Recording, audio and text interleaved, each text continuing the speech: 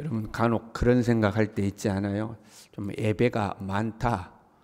우리가 예배가 많다. 주일 예배, 수요 예배, 새벽 예배 그런 예배들이 좀 많은 거 아닌가 이런 생각할 때가 있지 않습니까? 그 예배가 많다는 것은 설교자에게는 설교가 많은 것이죠. 설교 끝나면 또 설교 준비하고 설교 끝나면 또 설교 준비하고 이러는 거죠. 그럼 여러분 현대의 설교자가 힘들까요? 구약의 제사장들이 힘들었을까요? 여러분 어떻게 생각하십니까? 설교자가 설교하고 또 설교 준비해서 또 설교하고 예배가 많으니까 구약의 제사장들도 매일처럼 아침 저녁으로 상번제를 드렸으니까 설교자가 힘들까? 구약의 제사장들이 힘들까? 설교 준비하는 게 힘들까요? 짐승 잡는 게 힘들까요? 어떤 게 힘들까요? 이런 것들은 그 예배가 많다는 생각에서부터 나온 거죠.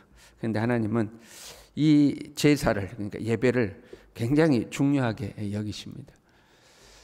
율법이 처음 주어졌던 시내산이요.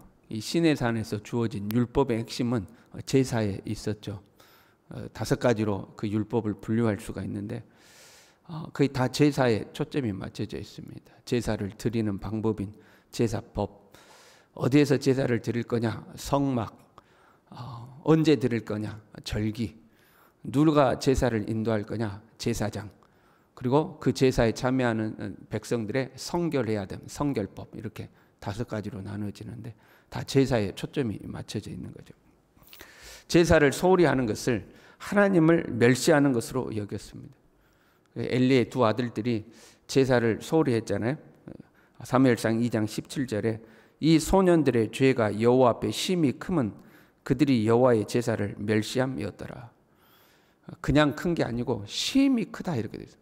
이 소년들의 죄가 심히 큰 것은 여호와의 제사를 멸시했기 때문이다.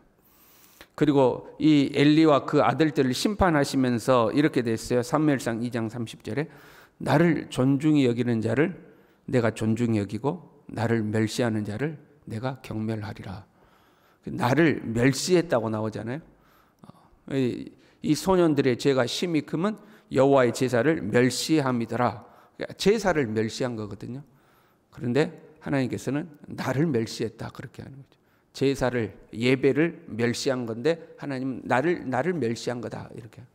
그러니까 예배를 대하는 태도를 하나님을 대하는 태도와 동일시하고 있는 겁니다. 그만큼 예배가 중요한 거죠. 사랑은 표현되어야 한다고 이야기하죠. 믿음은 실천되어야 되는 거고요. 하나님을 향한 우리의 사랑과 믿음이 표현되고 실천되는 것이 대표적인 것이 예배인 겁니다. 하나님을 믿으면 그 믿음대로 하나님을 예배하는 거죠. 하나님을 사랑하는 마음을 담아 하나님을 예배하는 겁니다. 우리의 하나님을 향한 사랑과 믿음의 실천이, 표현이 예배인 거죠. 요즘 젊은 사람들을 보면 이제 서로 교제를 시작해요. 그러면 각종 기념일을 그렇게 지키는 걸 봅니다. 뭐 예전부터 있었던 화이트데이, 발렌타인데이 이거는 뭐 기본이고요. 만난 지 100일 됐다, 만난 지 200일 됐다, 만난 지 300일 됐다. 과거에는 그나마 그러다 100단위로 지켰다면 지금은 10단위로 지켜요. 만난 지 110일이다, 120일이다. 환장할 노릇 아닙니까? 각종 빨간 날은 다 자기들 위한 날이죠. 성탄절도 만나 데이트에, 신년이면 신년이라고 만나 데이트에, 모든 빨간 날이 자기들을 위한 날이라고 생각해서 그날 이제 뭐 데이트하고 그러는 거죠. 그래서 사랑할수록 자꾸 어떻게든 만나려고 하는 거예요. 예배는 하나님을 만나는 자리죠. 예배는 하나님을 만나는 자리잖아요. 그래서 하나님을 사랑할수록 자꾸 만나야 돼요. 그러니까 하나님은 우리를 만나는 날을 그렇게 다 정해놓은 거예요. 달력에 빨간 날 표시해 두듯이 연인들이 자기들의 기념일을 일부러라도 만들어가지고 만나려고 하는 것처럼 하나님께서 우리를 만나는 날을 딱 정해놓은 거죠. 그게 이제 절기인 겁니다. 눈에서 멀어지면 마음에서도 멀어진다고 그러죠. 경건생활이 소홀해지면 반드시 신앙은 식어지게 되어 있습니다. 사랑하는 사람들이 눈에서 멀어지면 그 마음이 점점 식어지는 거 아니에요? 하나님과의 관계도 마찬가지입니다. 경건 생활이 소홀해지면 하나님을 향한 마음이 식어지게 돼 있어요. 나는 괜찮습니다. 내가 예배 열심히 안 드려도, 기도 생활 열심히 안 해도 하나님을 향한 나의 믿음이 변함이 없습니다. 사실은 거짓말이죠. 어떤 임무는 수행할 수 있어요. 경건생활 열심히 하지 않는 집사님 붙잡고, 집사님 같이 이 일 합시다, 같이 요 일 합시다 했을 때 그 일은 할 수는 있어요. 그러나 그 속에 하나님의 생명은 없는 거죠. 영적인 생명은 없는 거예요. 그래서 하나님은 하나님을 만나는 날, 절기를 중요하게 여기시는, 하나님을 만나는 날을 중요하게 여기시는 거예요. 본문은 새 나라에서, 포로에서 귀환해서 세우는 그 새 나라에서 왕은 어떤 역할을 해야 할 것인가, 그것을 쭉 설명하고 있는 본문이에요. 왕의 첫 번째 본분은 전쟁에 나가서 앞장서서 싸우는 것이 아니라 왕의 첫 번째 본분을 예배에 이제 둔 거죠. 새 나라에서 왕의 첫 번째 역할은 하나님을 예배하는, 예배가 예배답게 하는 그 역할을 해야 된다는 거죠. 그리고 지금 이제 절기에 대해서 쭉 말씀하시는데, 안식일에 대해서, 초하루에 대해서, 명절들, 이제 우리가 보통 생각하는 유월절이라든가 하는 그 명절들과 상번제에 대해서 쭉 이야기를 하시는 거거든요. 매일 상번제죠. 일주일 단위로 안식일, 한 달 단위로 초하루, 그리고 1년 단위로는 각종 절기들이 있는 겁니다. 그렇게 하나님을 만나는 날을 하나님이 다 정한 거죠. 매일 아침 저녁으로 만나고, 일주일 단위로는 안식일 날 만나고, 한 달 단위로는 초하루 때 만나고, 그 1년 단위로는 오순절, 칠칠절, 맥추절, 이런 장막절, 이런 것들을 만들어 가지고 이제 하나님을 만나는 거죠. 이때 왕은 어떻게 해야 되는가? 그 절기 때 하나님을 예배하는 과정 속에 왕은 어떻게 해야 되는지를 이제 설명하고 있는 말씀이에요. 예배 드릴 때 왕은 어디까지 와서 어느 문으로 들어와서 어디로 나가고, 그 어디에 서서 예배를 드리는 것을 지켜보고, 이제 이런 것들을 쭉 기록한 말씀이거든요. 주목해야 될 말씀이 있어요. 2절에요. 군주는 바깥문 현관을 통하여 들어와서 문벽 곁에 서고, 제사장은 그를 위하여 번제와 감사제를 드릴 것이요, 군주는 문 통로에서 예배한 후에 밖으로 나가고, 왕이라 할지라도 제사장들이 하나님을 예배하는 그 안뜰에까지는 이제 못 들어가는 거예요. 문 통로에서 그 예배하는 모습, 제사장들이 제사를 드리는 모습을 보고 문 통로에서 하나님을 예배한 후에 밖으로 이제 나가게 돼 있는 거죠. 그 다음 말씀이 이렇게 돼 있어요. 그 문은 저녁까지 닫지 말 것이며, 왕이 하나님을 예배하기 위해서 들어올 때 성전 문을 여는데 그 문을 저녁까지 닫지 말라는 거죠. 성전은 하나님의 집이에요. 하나님의 집은 아무 때나 들어갈 수 있는 곳이 아니었어요. 가장 깊숙한 지성소는 대제사장만이 1년에 한 차례 들어가는 곳이었어요. 아무나 들어갈 수 없는 이 하나님의 집인데, 이 하나님의 집이 모든 사람에게 그 문을 여는 날이 있는 거예요. 아무에게나 문을 다 열어두는 날이 있어요. 하루 종일 문을 열어두는 거예요. 그날이 하나님을 예배하는 안식일이었어요. 평소에는 그 문이 굳게 닫혀 있지만 하나님을 예배하는 그 날만큼은 문이 활짝 열려 있는 거죠. 하나님의 거룩한 공간이 모든 사람에게 공개되는 겁니다. 3절에요. 이 땅 백성도 안식일과 초하루에 이 문 입구에서 나 여호와 앞에 예배할 것이며, 백성들은 다 와서 하나님을 예배하는 거예요. 하나님의 집이 문을 여는 날, 하나님의 거룩한 공간이 백성들에게 공개되는 날이 안식일, 예배하는 날인 거죠. 우리가 언제 하나님의 성전 안으로 들어가는가? 하나님을 예배할 때 성전 안으로 들어가는 거예요. 그래서 우리는 하나님을 예배하는 것을 기뻐하고 즐거워해야 합니다. 히브리서 4장 16절에요. 그러므로 우리는 긍휼하심을 받고 때를 따라 돕는 은혜를 얻기 위하여 은혜의 보좌 앞에 담대히 나아갈 것이니라. 은혜의 보좌 앞에 때를 따라 돕는 은혜를 얻기 위하여서, 주님께 긍휼하심을 받기 위해서 은혜의 보좌 앞에 담대히 나아가야 된다. 그 은혜의 보좌가 어디에 있는 거죠? 지성소의 법궤 뚜껑이를 은혜의 보좌라고 해요. 시은 자, 하나님의 은혜의 보좌라고 불렀어요.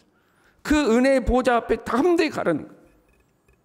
은혜의 보좌로 들어가는 그 문이 언제 열리는가? 하나님을 예배하는 그 예배의 때에 성전 문이 열린다 이 말이에요.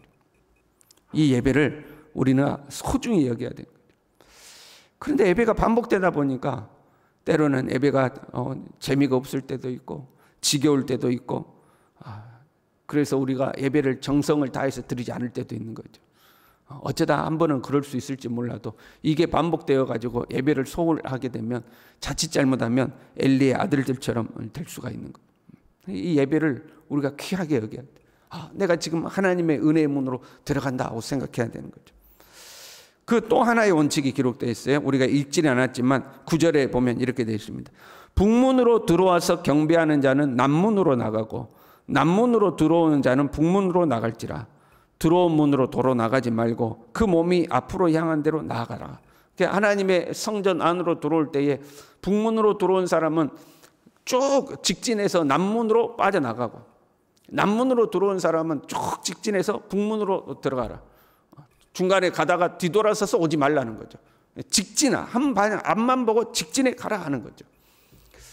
단순하게 생각하면 질서 유지를 위한 것일 수도 있어요. 이제 온 백성들이 성전 안으로 들어오니까 혼잡할 거 아니에요. 그래서 뒤돌아가지 말고 그냥 직진으로 나가라 하는 이제 그런 말씀일 수도 있습니다. 그러나 한편으로는요, 뒤돌아가지 말라는 거예요. 하나님의 성전 안으로 들어왔으면 앞으로 계속 나아가야 돼요. 예배를 시작했으면 하나님의 은혜의 보좌로 계속해서 직진해야 돼요. 신앙생활을 시작했으면 하나님 나라를 향하여 계속해서 직진해야 돼요.